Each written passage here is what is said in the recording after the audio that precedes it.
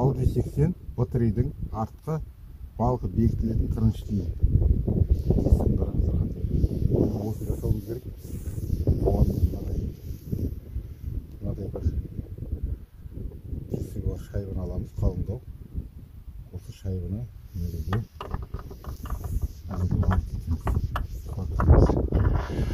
ол үшін бізге мына жерде жақсылап тазалау керек. Мінекей, мына орнын бәрін ағытып, айналасын бәрін тазартып болдық. Мына ішін бәрін жақсылап тазарту керек. Қазір мына жерге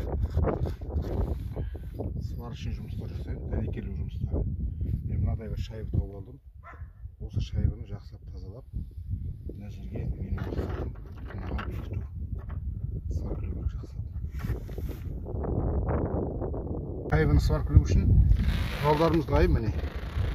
Құрамыз қосылды. Сваркымыз міне. Басып электродымыз бар. Бұйырса көреміз енді. Бәрін қойдық. Бисмилlah, ендеше бастаймыз.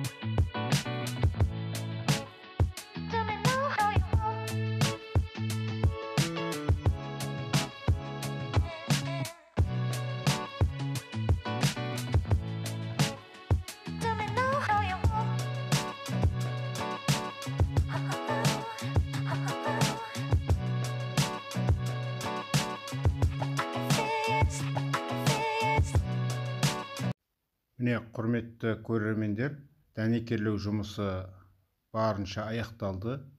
Осылай болып бітті. Нәтижесі бер жақтарын дәнекерлеп болдым.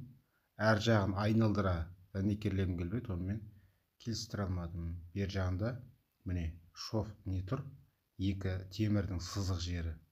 Бұндайлар қалмау керек. Қазір үстінен тағы бір рет өтем. Барынша мен 180 градус айналдырып шайбаны кузовқа жабыстырып дәнекерледім. Ар жақтарын дәнекерлегім келмеді, онымен келістіре алмадым. Яғни ыңғайсыз болды маған. Енді осымен көреміз. Жұмыстың нәтижесі әзірге осындай. Бұйырса біздер жинап жатырмыз. Болдың гайкасын салдық, бұрап жатырмыз. Енді бұл жерде ескеретін жайт бар. Мына сайлен блокты алмастырған кезде де, мына болтты қатайтатын кезде де сервиске барсаңыздар, неге подъемникке көтереді де, солай алмастырып, солай қатайтып береді. Ол кезде мынаның состояниесі дөңгелек, балка салмағымен төмен қарай басып тұрады да, оның состояниесі мынадай деңгейде тұрады. Яғни қисайып тұрады да. Ол машина салмағымен әбден қатайтып болғаннан кейін машина салмағымен басқан кезде, мынау міне әр жағында қалай тұр? Әр жағында қалай тұр? Дәл солай болып орнына келеді. Яғни салмағымен машина басқан кезде, ана ішіндегі сайлен блоктың бәрін істейді. Орнынан сайлен блоктың ішіндегі резинканы майыстырады. Сондықтан ол тез сайлен блоктың істен шығуын алып келеді. Яғни мына гайканы қатайтатын кезде біз не істейміз? Домкратпен мінекей. Домкратпен балканы көтеріп қоямыз. Оғалақтың деңгейіне де мінекей. Осындай алып көтеріп қоямыз. Содан кейін барып мына гайканы қатайтамыз. Ол кезде бізде дөңгелекті салып, машинаны орнына отырғызған кезде еш нәрсе болмайды. Яғни әрдайым машина мына деңгейде жүреді ғой, осы деңгейде жүреді. Арасында ямыларға түскенде болмаса, қозғалатын болмаса. Олай әркез осындай деңгейде жүреді. Ал егер подъемникте тұрып былайынан дөңгелек төмен қарай салбырап тұрған күйінде қатайтатын болса, ол орнына түскен кезде ана сайлен блоктың ішіндегі резинканы майыстырады да. Яғни әрдайым солай майысқан күйінде жүреді да, сайлен блоктың жұмыс жасау деңгейі істейді, жарамдылығы азаяды уақыты. Осыны ескеріңіздер. Мінекей домкраттан көтеріп қоямыз да, сосын барып қатайтамыз. Мінекей құрметті достар, барлығын орнына салып жинадық.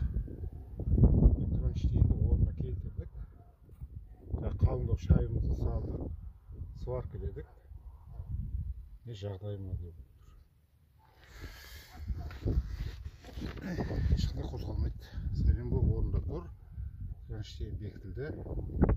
Мінекей осындай видео шықты, құрметті достар. Мен өз білгеніммен сіздермен бөлістім. Егер сіздерге осы видео пайдасын тигізіп жатса, мен қуаныштымын.